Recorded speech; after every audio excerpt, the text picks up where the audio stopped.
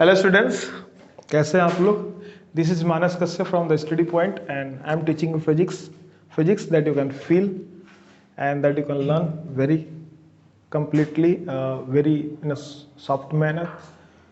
Today we have a lecture on prism, which is the first chapter of physics second in class 12th on the basis of NCERT pattern. And before that we have learned about the refraction, reflection, lenses, mirrors, question based on that, numericals, derivations, etc. Today the theory parts of prism.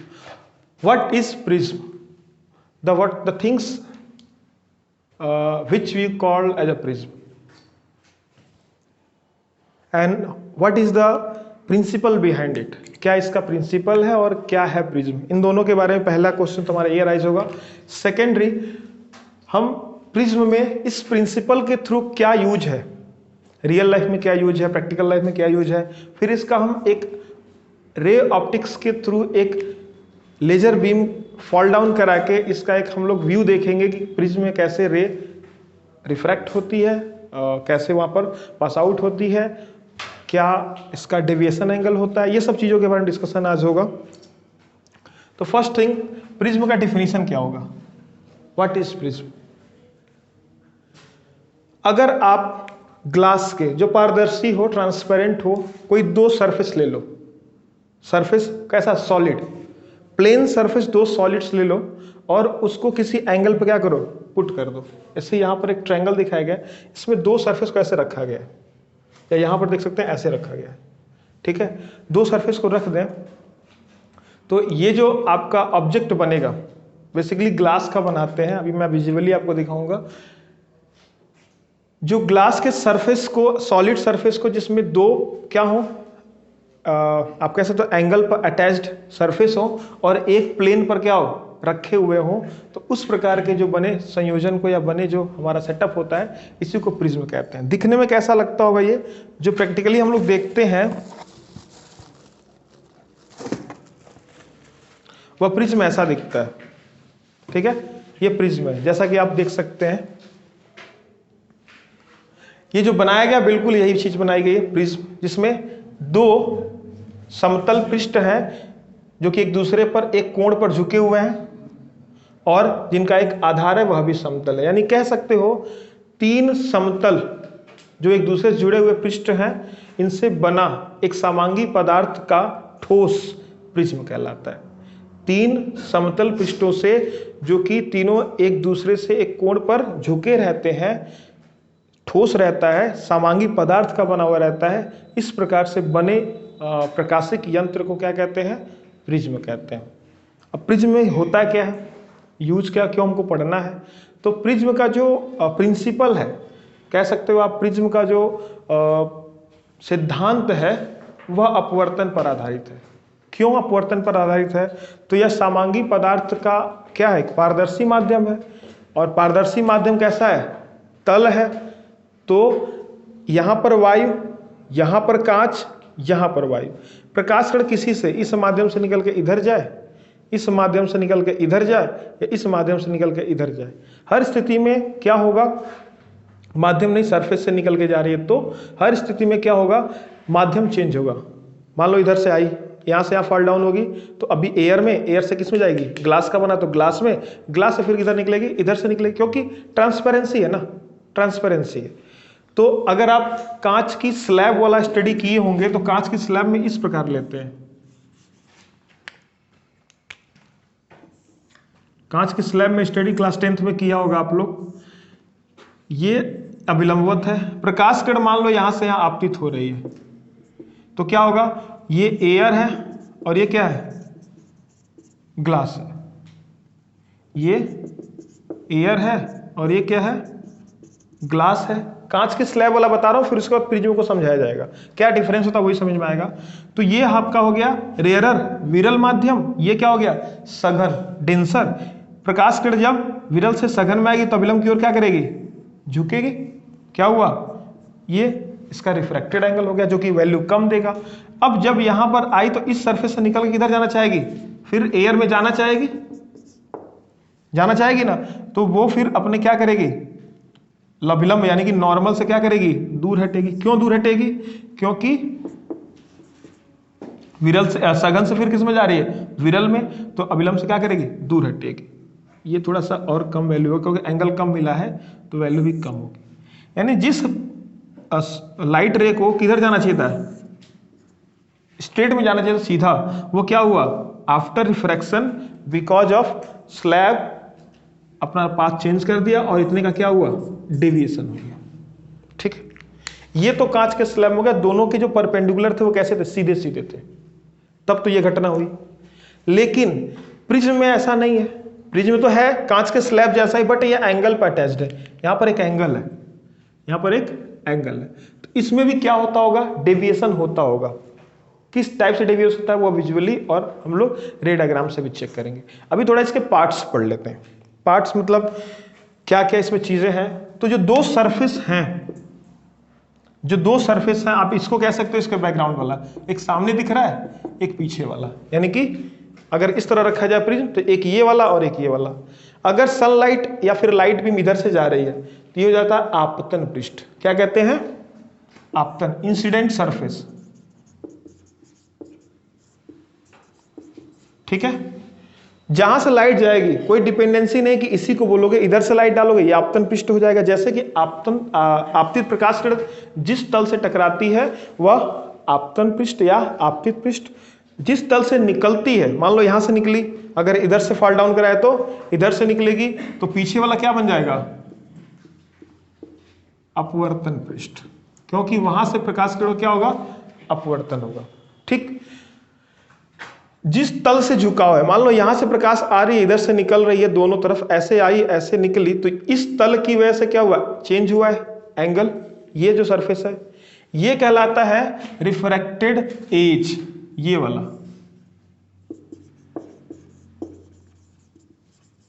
मतलब अपवर्तन जो हमारा किनारा है जिसकी वजह से अपवर्तन हो रहा है, वो वैल्यू अगर जितना एंगल चेंज करेगी उतना ज्यादा अपवर्तन होगा।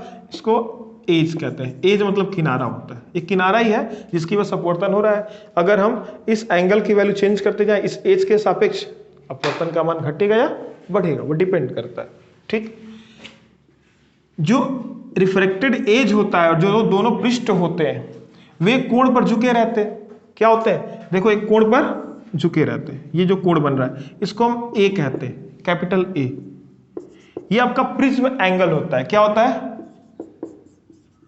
प्रिज्म कोण या प्रिज्म एंगल। ठीक है, तो कितनी चीज हम जान लिए, एंगल, सरफेस और एज। ये प्रिज्म में तीन चीजें होती हैं। मेन हमारा जो काम रहेगा वह एंगल से रहेगा, प्रिज्म एंगल से। फैन चला दो, बोला फैन चला दो, आगे वाला आगे वाला। ठीक है, प्रिज्म एंगल।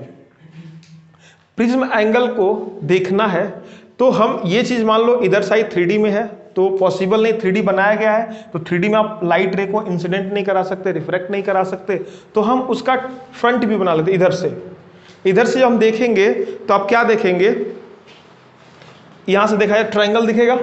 ट्रायंगल में क्या, लाइट रे इधर से आएगी और इधर से क्या करेगी, रिफ्रैक्ट करेगी। लाइट रे क्या करेगी, इधर से आएगी और इधर रिफ्रैक्ट करेगी। तो फ्रंट व्यू अगर देखा जाए तो ये फ्रंट व्यू क्या है, एक ट्रायंगल है जिसमें एक ए है, बी है और सी है। जहां पर ए क्या है, इसका ए क्या है, प्रिज्म एंगल।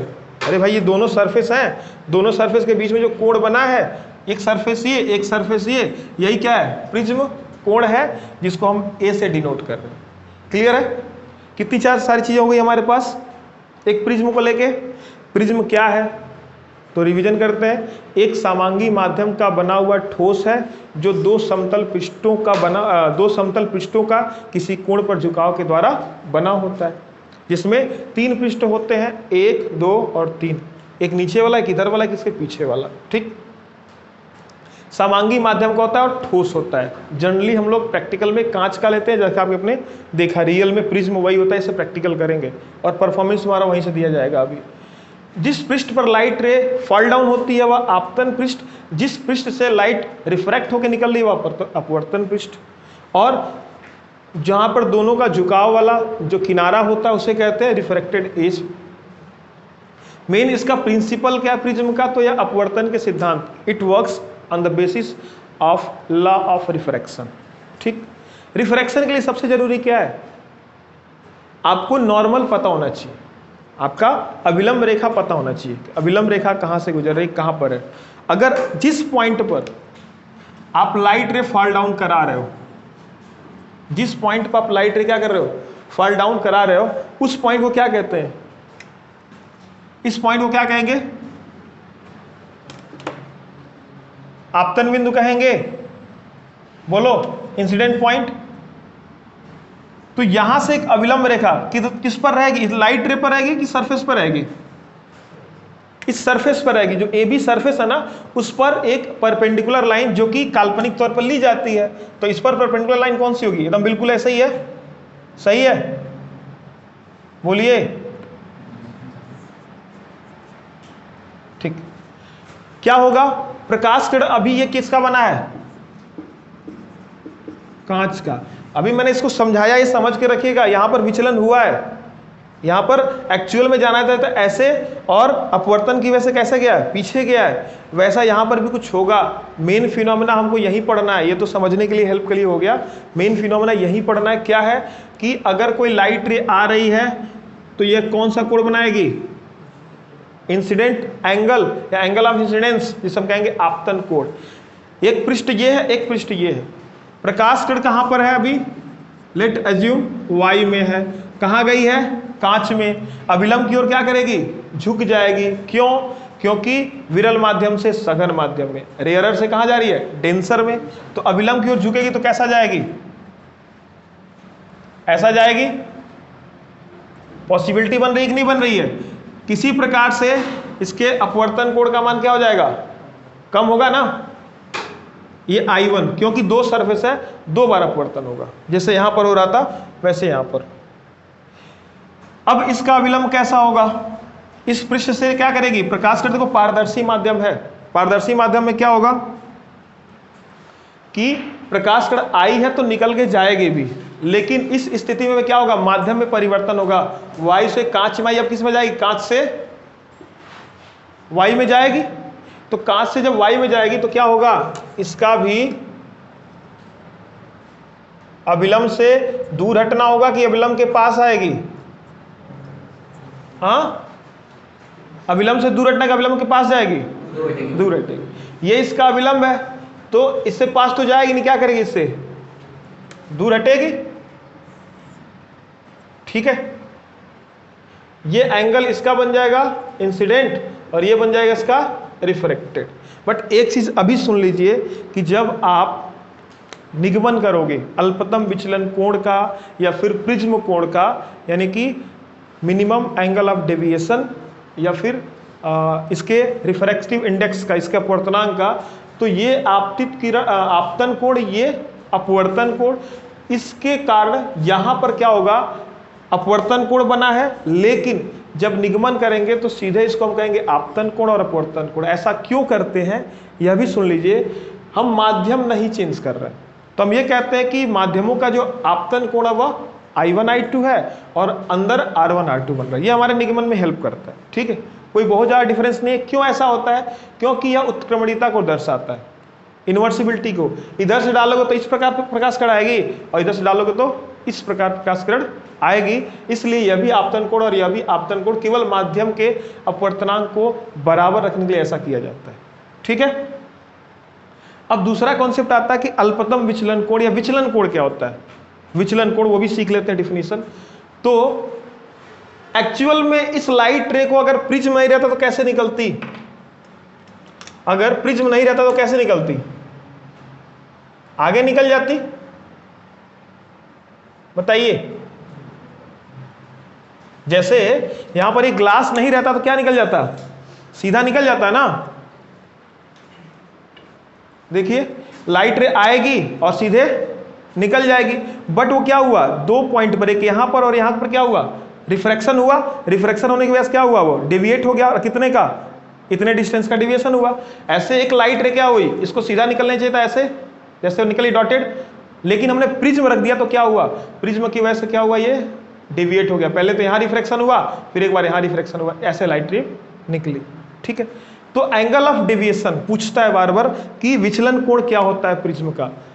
तो प्रिज्म के आपतित प्रकाश किरण ये वाली और जो अपवर्तित, हमें दो ही प्रकाश किरण मिलती है। अंदर क्या हो रहा है हमको पता ही नहीं चलेगा, क्योंकि अंदर ग्लास है, समांगी माध्यम प्रकाश किरण नहीं देख सकते, यहां पर देख सकते। आपतित प्रकाश किरण तथा अपवर्तित प्रकाश किरण के बीच बने कोण को क्या कहते हैं? विचलन कोण कहते हैं। यह दर्शाता है कि कितना विचलित हुआ है। जितना ही विचलन कोण का मान अधिक रहेगा उतना ही ज्यादा क्या रहेगा? लाइट बैंड करेगी। ठीक है, तो अगर हमको आपतित प्रकाश किरण को देखना है और अपवर्तित प्रकाश किरण को देखना है तो कहीं मिलने वाली नहीं है, ये ऐसे निकल गई, ऐसे निकल गई।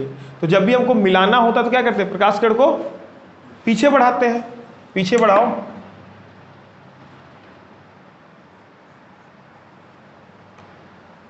पीछे बढ़ाया जाएगा। फैन ऑफ कर दो, फैन ऑफ कर दो। अब ये क्या होगा? यहां पर क्या हो रहा है? इतने एंगल का डेविएशन हो रहा है। अभी जितना ही ज्यादा नीचे जाएगा उतना ही एंगल बढ़ेगा, जितना ही कम ऊपर रहेगा उतना एंगल क्या होगा? कम बनेगा। तो विचलन कोण क्या है?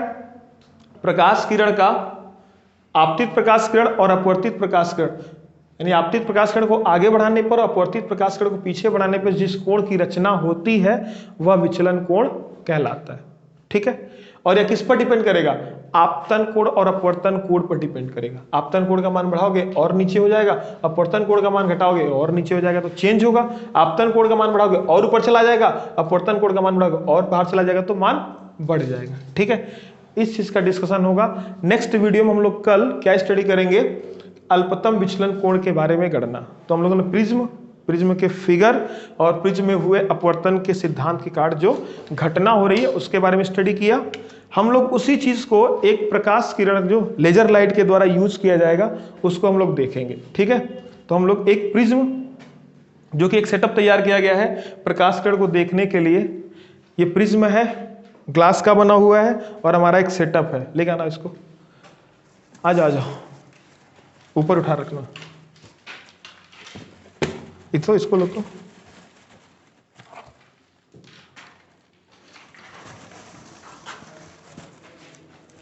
हम एक प्रिज्म क्या स्टैंड रख रहे हैं, सही है, दिख रहा है। यहां पर आप जो चीज वहां देख रहे हो प्रकाश किरण क्या हो रही है? जब एंगल पर पड़ रही है तो क्या हो रही है? वो नीचे जा रही है। उसको सीधा आगे जाना चाहिए बट नीचे जा रही है। यही चीज हम लोग देखेंगे।